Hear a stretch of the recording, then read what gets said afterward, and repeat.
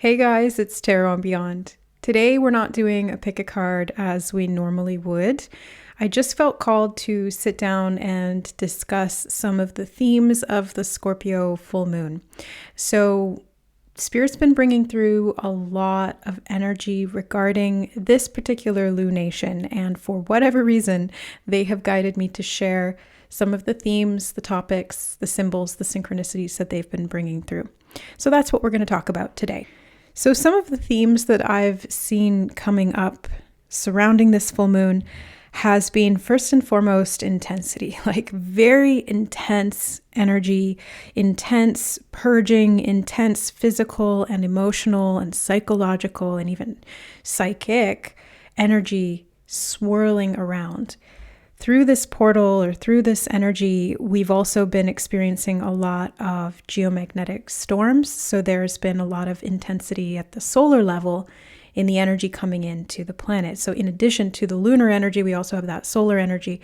And it's almost like there's been this battle in the skies, creating this thundercloud or like thunderclap of energy that is really significantly shifting and shaking up the collective. So this energy is very much focused on emotions, and I've seen a lot of stuff coming up from the shadow. So shadow purging is a huge theme around this time, and this means like facing our fears, seeing them head on, facing them head on, looking at them with humility.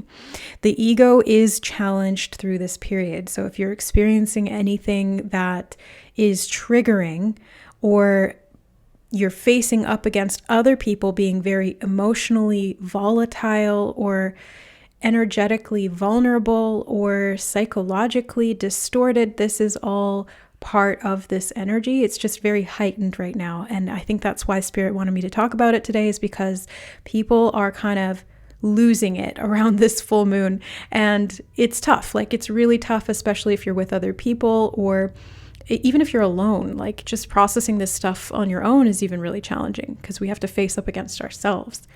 Now, the other side of this is moving through facing these fears through release, through releasing of control, facing these things, bringing the unconscious into the conscious mind, and allowing our conscious mind, like the ego, the identity, to begin processing parts of the self that have been dormant, that have been hidden, that have been secluded, repressed, or even stolen from us. I've seen themes, especially in client sessions, of like soul retrieval and soul fractures coming back together, unification, identity, transformation, individuation, and psychological expansion.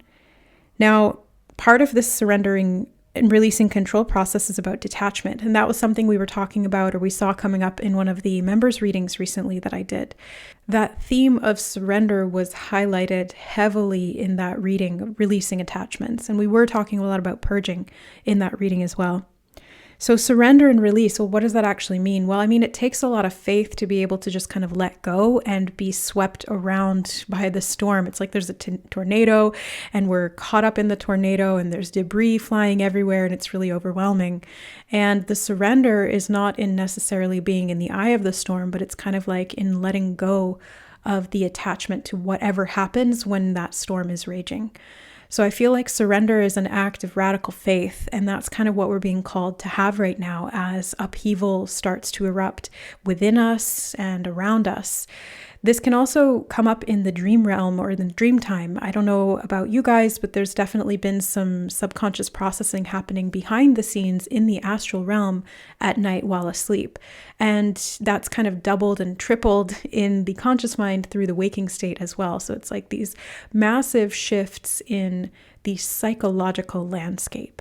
And all of this is connected to releasing of patterns, releasing and emotional processing for the self, and, you know, how this relates to other people as well. This is a huge detoxification process. And some of that is actually showing up at the physical level. So inflammation, headaches, migraines, joint, and even other forms of inflammation in the skin or in the body. I've seen a theme or repeating pattern around that as well.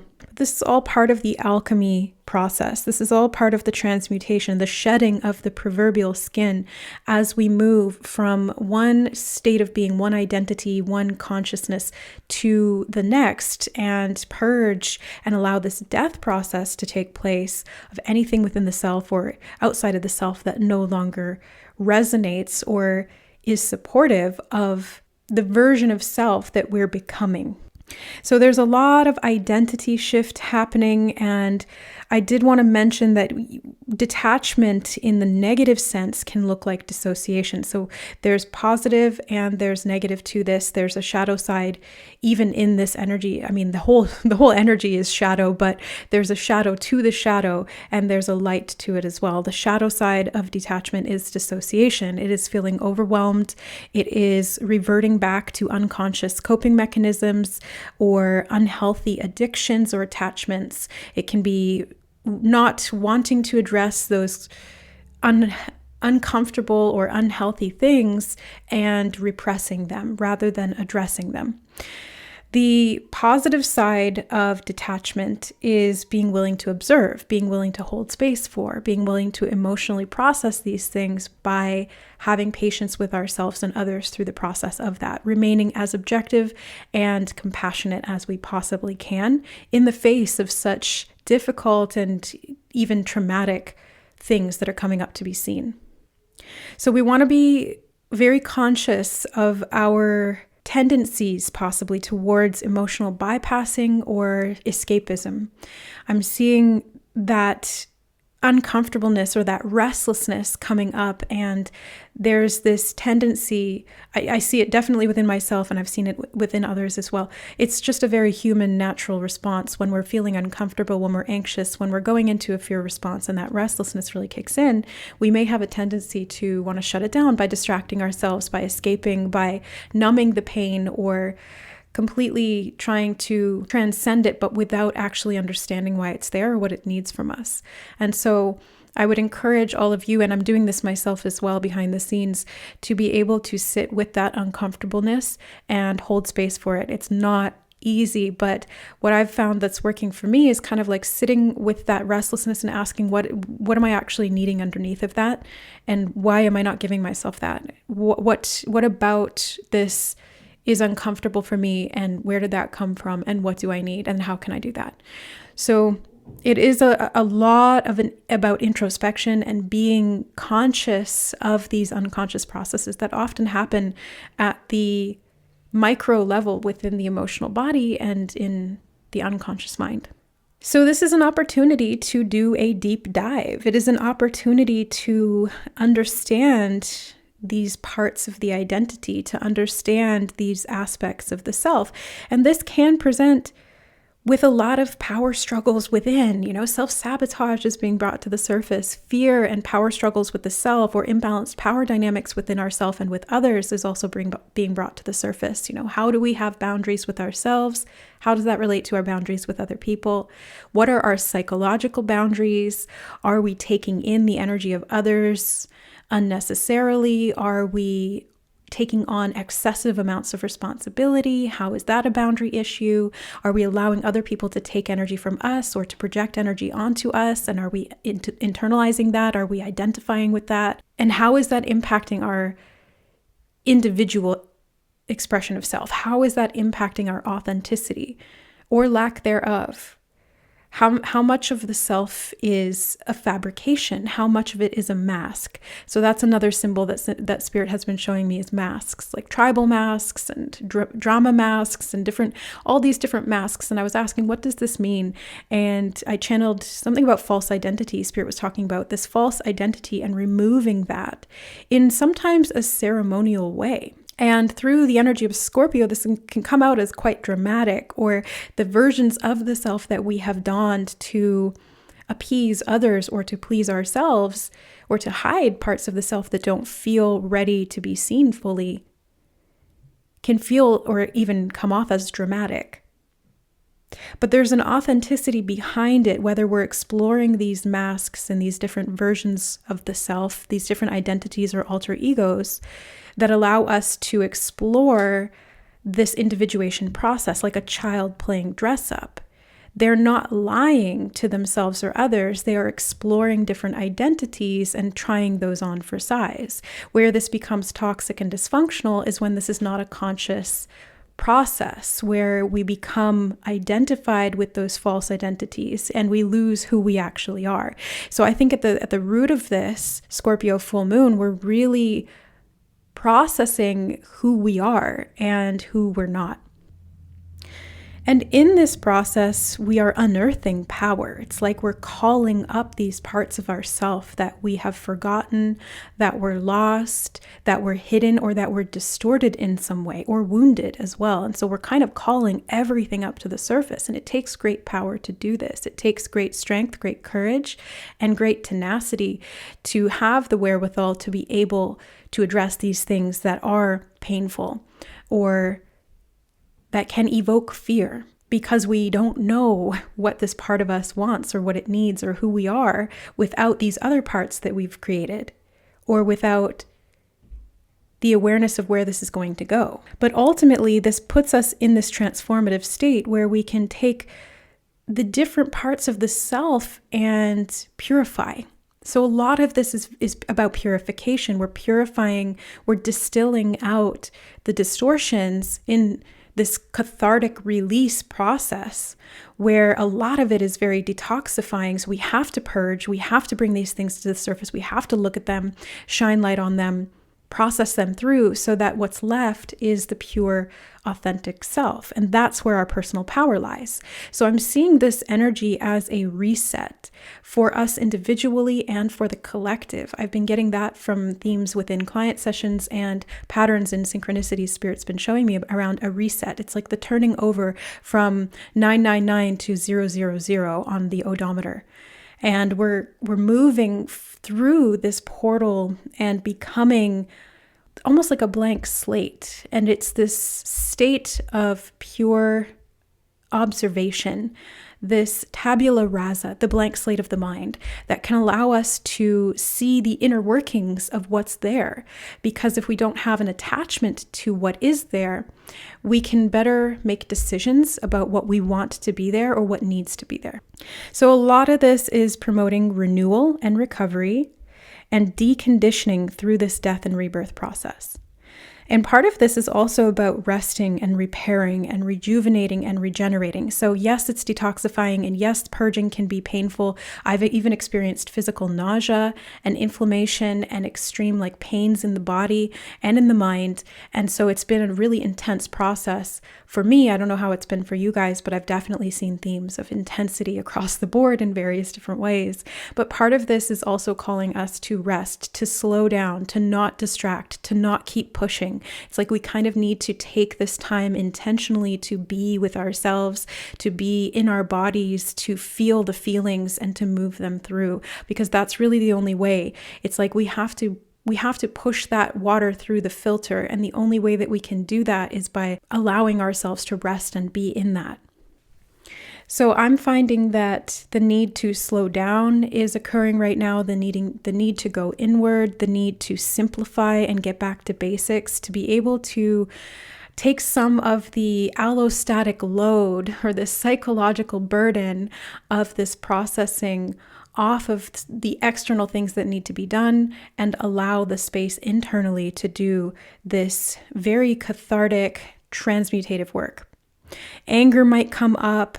Themes of disruption within and without. I'm seeing a lot to do with storms and thunder and lightning. And I think that this is really indicative of some of the archetypal energies of this Scorpio full moon. I didn't pull cards for this full moon, but I have some tarot cards that were coming into my mind. So I don't even need to use the physical cards anymore. Spirit will just show me the archetypal themes through the imagery. And the cards that were coming up were the Tower card, the Devil card, Temperance, the Seven of Cups, and the Eight of Cups. And then the highlight or the overarching theme of all of these is the Star card. So the Tower card is about this disruption, this upheaval, the shattering or the breaking down of the ego, the crumbling of the status quo that the attachments of the mind have grown comfortable with or within. The Devil card shows us where the toxicity is. It shows us where the dysfunction has been allowed to live and where we've actually given power to it consciously or unconsciously. And it forces us to address the areas that we do need to detach, that we do need to find security within the self and purge a lot of those things that are detrimental. The Temperance card helps us do that. It helps us to create balance. It helps us to moderate ourselves through a little bit of adjustment. And it's not throwing the baby out with the bathwater. It's being able to discern what needs to go and what needs to stay and why. The Seven of Cups is again about this process of discernment. It's also the illusory realm or the dream realm where all of these different things are happening within the psychological space. It's the arena of the mental body or the astral realm that allows us to connect to this fourth dimensional reality of the mind. And in doing so, process what is there. And again, being able to discern between what needs to go and what needs to stay. The Eight of Cups helps us in that process as well. We're able to walk away from the things or to release and surrender our need for control and just trust that the journey or the path is leading us exactly where we need to go. And ultimately, the star is what calls us forward. The star is the regeneration, the healing, the hope, the new direction, the coming out of the dark night of the soul, which this Scorpio full moon definitely embodies and exemplifies. The star helps us to navigate through and out of the distortions of the psychic realm and follow the guiding light of our true principles, of our authentic self and our quest for wholeness. Some other themes that I've been seeing are animal guides. The animals have been very, very prevalent over this period.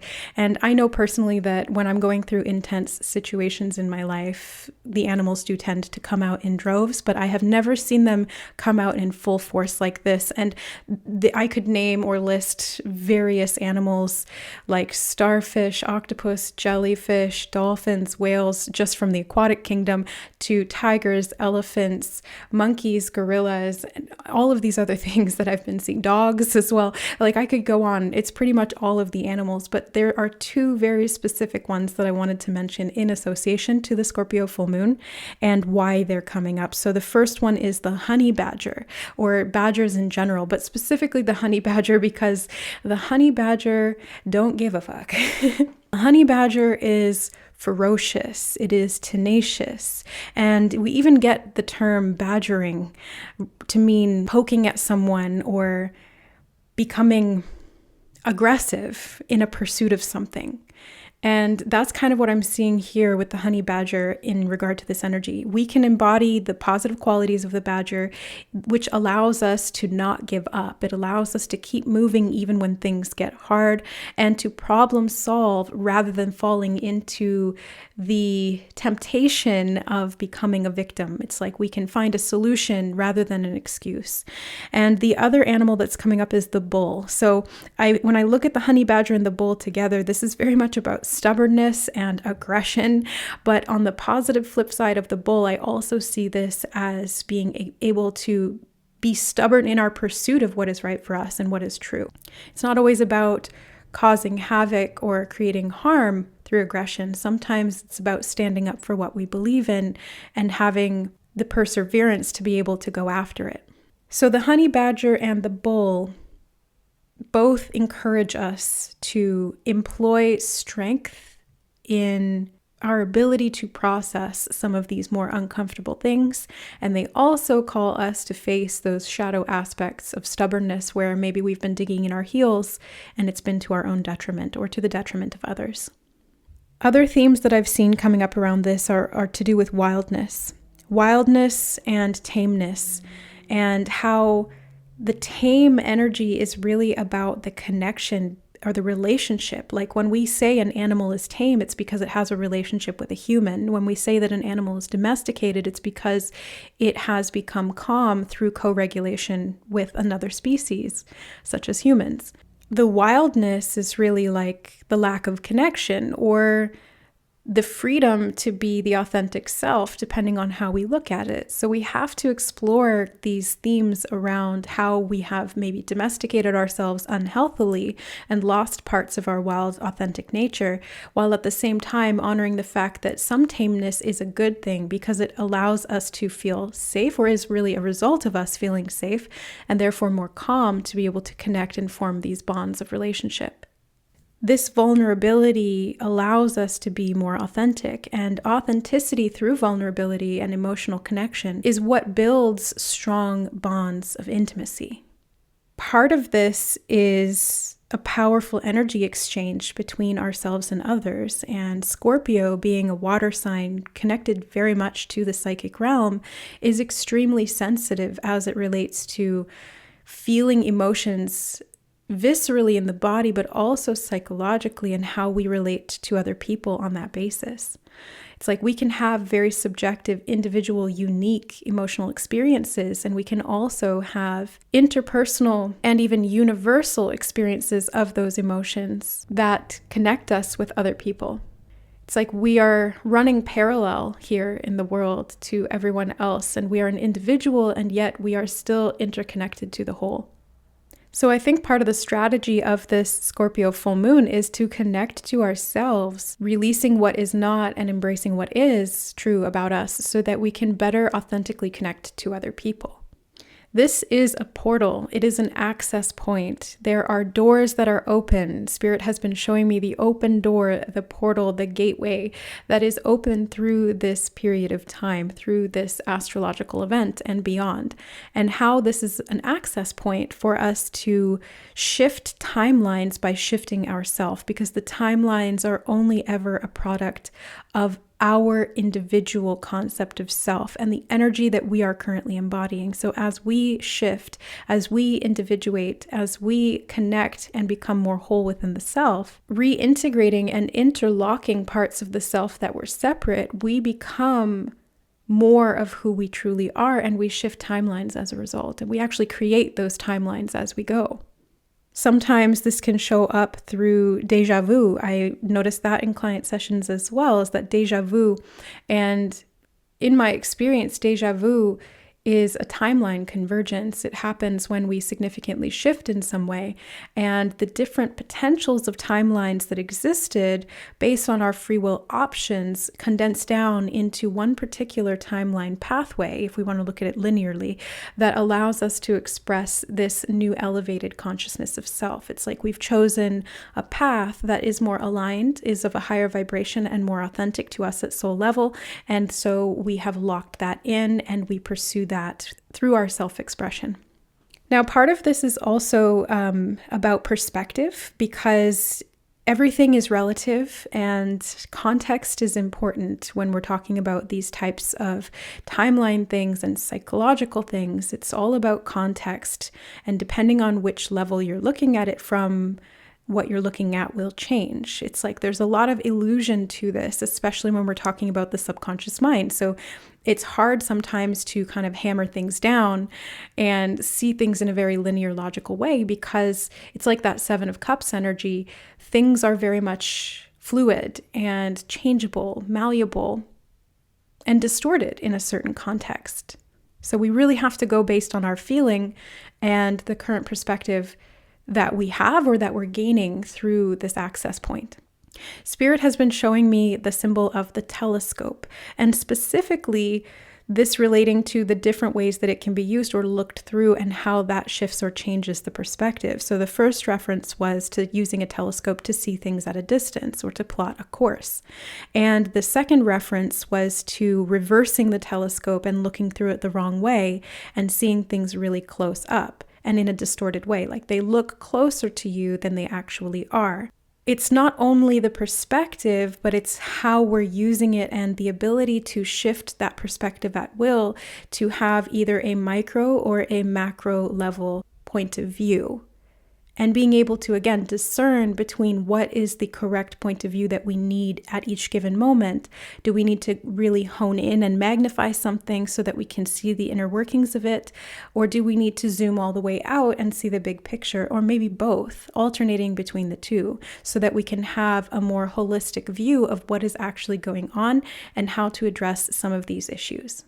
I would encourage all of you, and I'm being encouraged by Spirit myself, to analyze through this. They were giving me like detective energy. So like getting very clear on the clues that are being dropped through the signs, the symbols, the dreams, the imagery, the meditations, the emotions, the sensations in the body, the symptoms that you're seeing in the body, or even the way that other people are behaving in your environment or how you're responding to it. To see these clues, and again, to take those individual clues and see that bigger picture.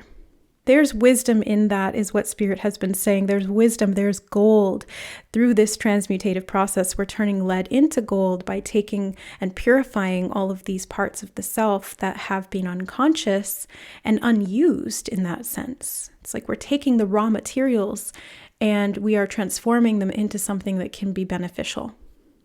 So it's important to have a learner mindset, a beginner mindset, and stay open-minded through this cycle, through this portal or exchange of energy, because we are being challenged at the ego level. And so it's not necessarily that we need to be forced to be humble, but it can be helpful to have that humble approach of being willing to see things that you haven't, or to understand deeper layers of the self or other people, because it's in being open to these different perspectives or mindsets that we're going to be able to use this energy most efficiently.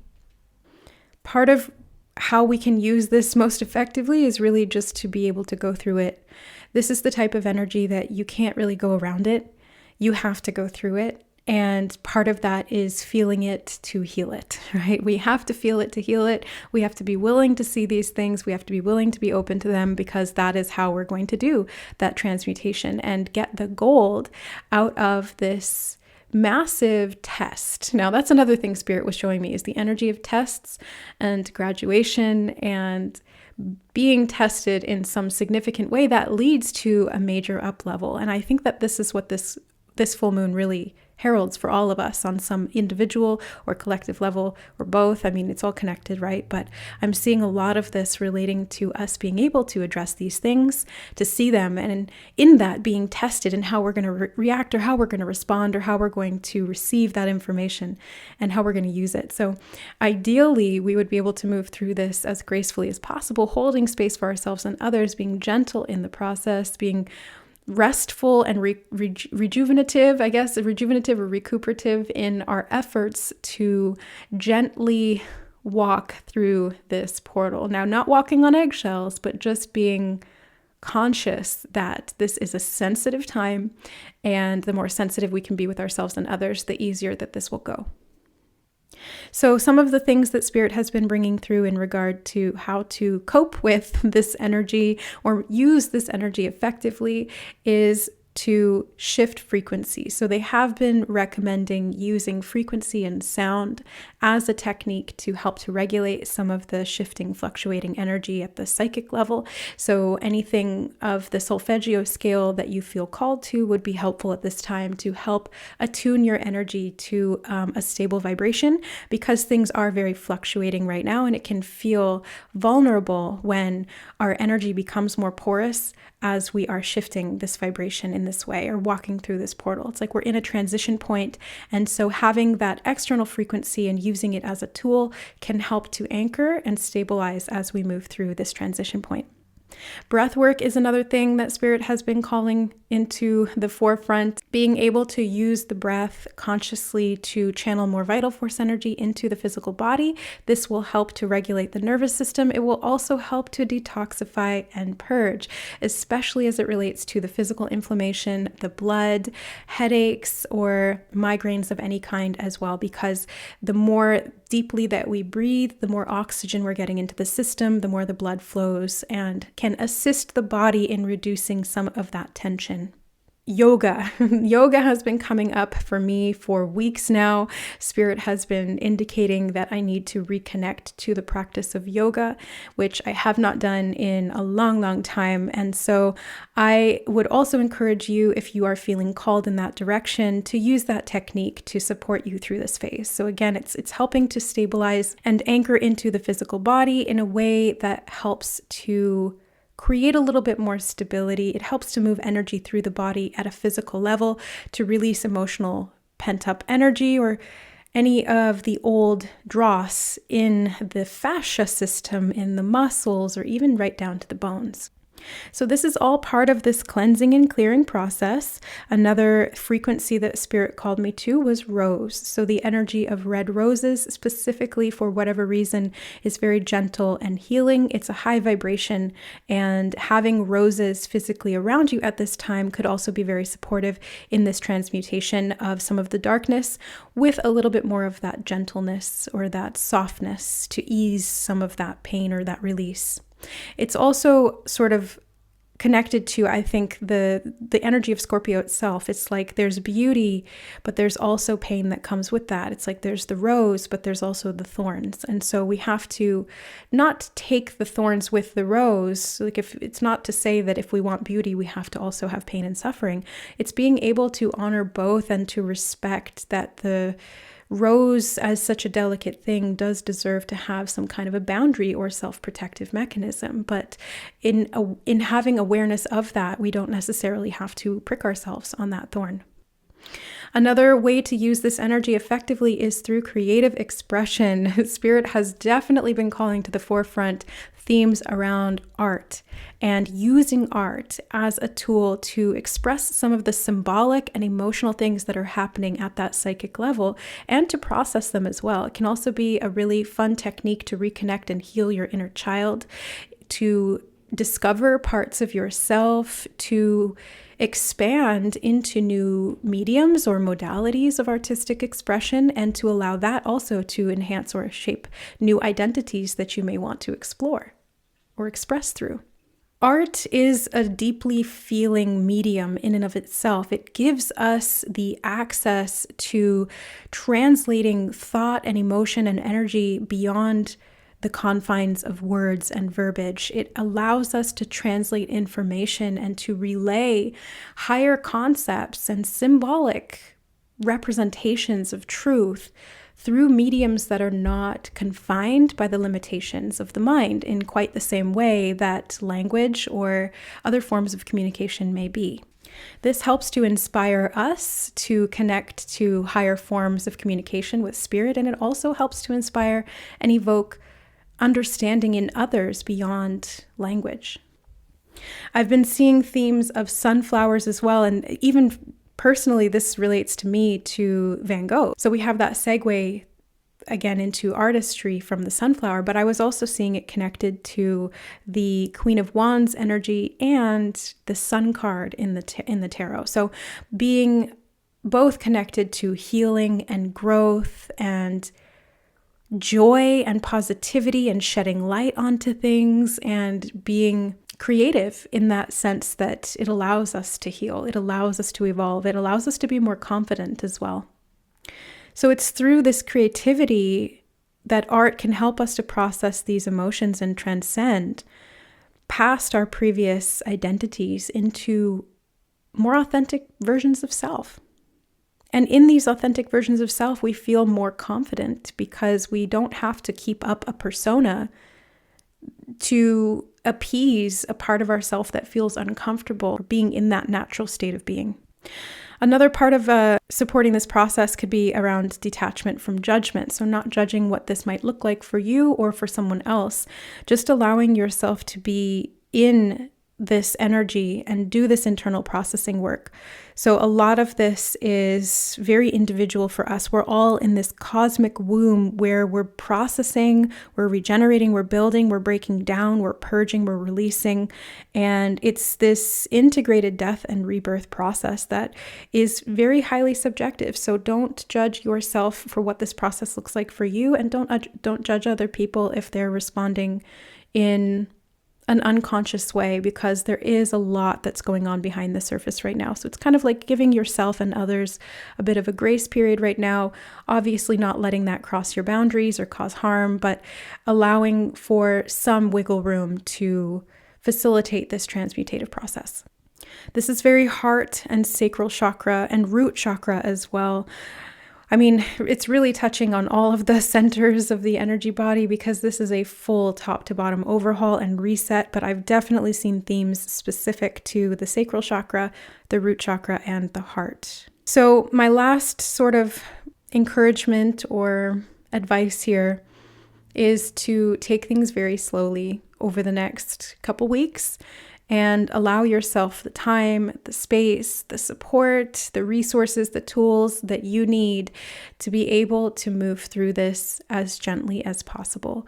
It can feel tumultuous, it can feel evocative, it can feel uncomfortable, to say the least. And so let yourself move through this in whatever way, shape, or form it presents itself to you. It may be joyous, it may be freeing, it may be empowering, it may be dark, painful, and cause disruptions in your life or in your physical circumstances. And it could be even a mix of both. So just allow it to be what it is. And through that process of surrender, we will all come out of the other side of this portal better people, more aligned to our authentic truth. So that is what I have for you today. I hope that you enjoyed the messages and that they benefit you. I hope that they gave you some clarity or some insight into what these energies may have in store for you or could already be unfolding. I know for me, these energies actually started last week and they really started to peak yesterday and the day before. Let me know how you guys are feeling. If you're needing any support, allow this community to help you with that. If you are looking for additional energetic support, I do have sessions available for mentorship, which involves counseling, energetic healing, psychic reading, and even sometimes pulling cards as well. And I also have an upcoming live stream on the members side of the channel where we will be going into members' questions and doing those energy check-ins for those who are on that side of the channel. If you'd like to become a member, you can hit the join button, which should be underneath this video, but if you don't see it, there's a link to the members only videos in the description box below, and you can click on that and hopefully it will prompt you to become a member. Thank you all so much for being here on the channel, and I hope that you are benefiting from the readings and from my work with spirit. I love and appreciate all of you, and we'll see you in the next reading. Bye.